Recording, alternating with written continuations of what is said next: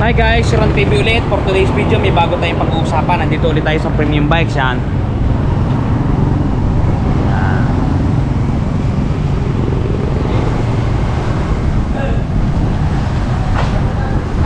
Yan guys, mapapansin nyo ba yung nasa likodan ko, ang ating Honda ADV 160. Pero bago ang lahat, syempre, intro muna tayo.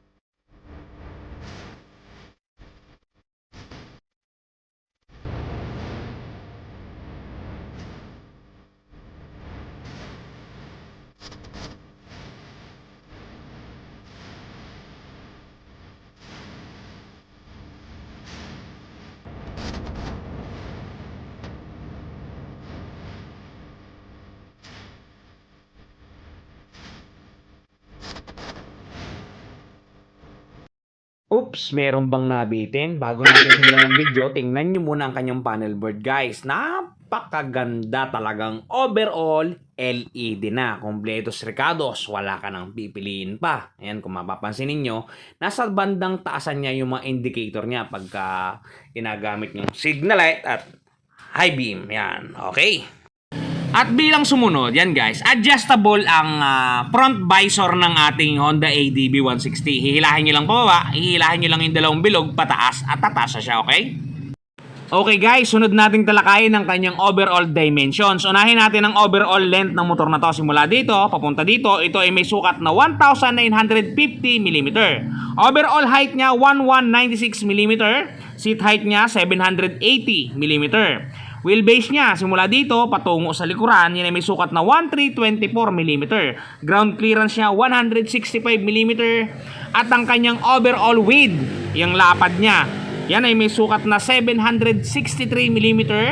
Ang buong timbang ng motor na ito guys, buong timbang ito ay may timbang na 133 kg.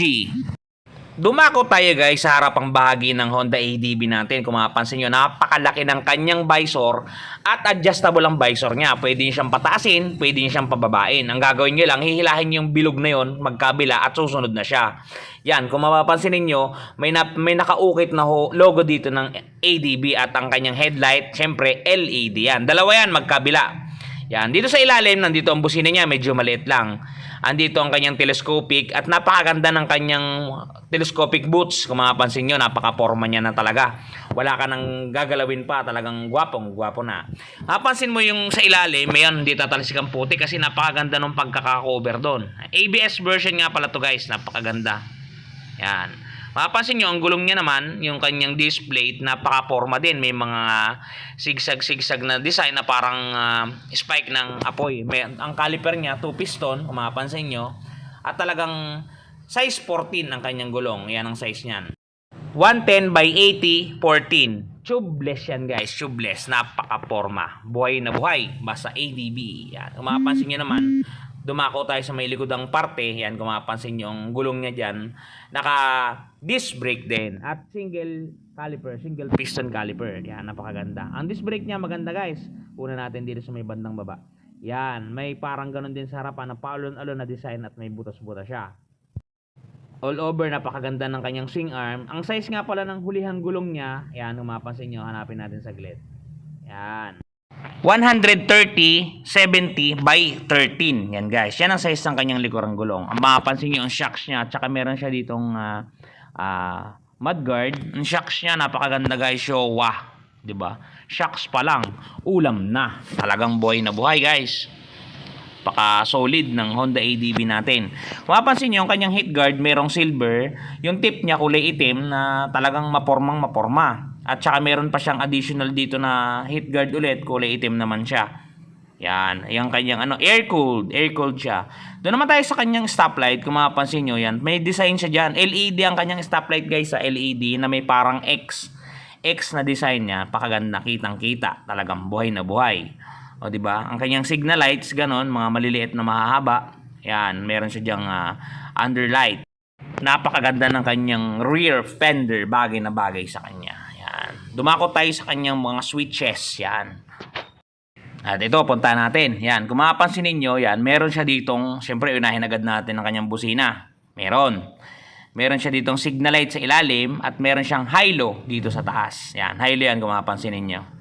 Dito naman sa kabila, mapapansin nyo, may engine automatic dito. Yan. Automatic off, automatic on. Yan. Pag natatraffic ka, gumagana yan. Built-in hazard, meron din. Yan. Pindot-pindot nyo lang. At meron siyang electric starter. O, diba? Buhay na buhay. Ang kanyang susian nga pala guys, ay yan, keyless. Napakaganda. Talagang secure na secure. Safety na safety. Wala ka nang hahanapin pa. Buhay na buhay. May logo siya dyan na Honda. At naka-naked handlebar na siya na napakagrabe ng kagandahan, bagay na bagay. Mapansin nyo dito, yan yung panglipat ng mga console dun sa kanyang dashboard yan. May mga console yan kung saan mo gustong pumunta.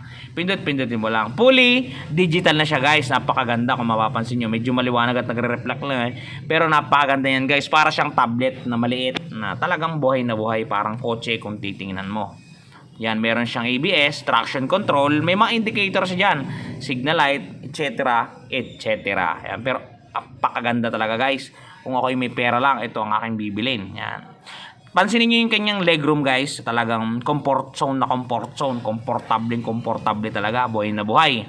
Kaya kung ako sa inyo, ano pang hinihintay nyo? Mag Honda ADB na kayo guys.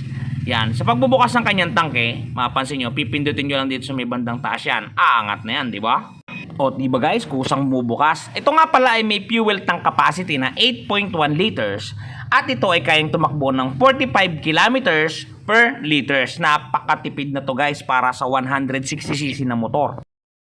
Dumako tayo sa hinihintay nyong lahat, ang kanyang presyo. Yan, kung mapapansin ninyo, ang presyo natin, cash price, 164,900, down payment, 32,980. Medyo malaki ang budget na kailangan dito guys.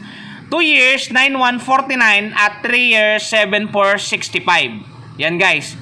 Ito ang masabi ko guys, itong motor na to ay hindi talaga siya budget meal. Kung gusto mo talaga to, kailangan mo siyang pagsikapan. Ano? Bali, ang kailangan natin, 1 valid ID at saka proof of income. 1 day process guys.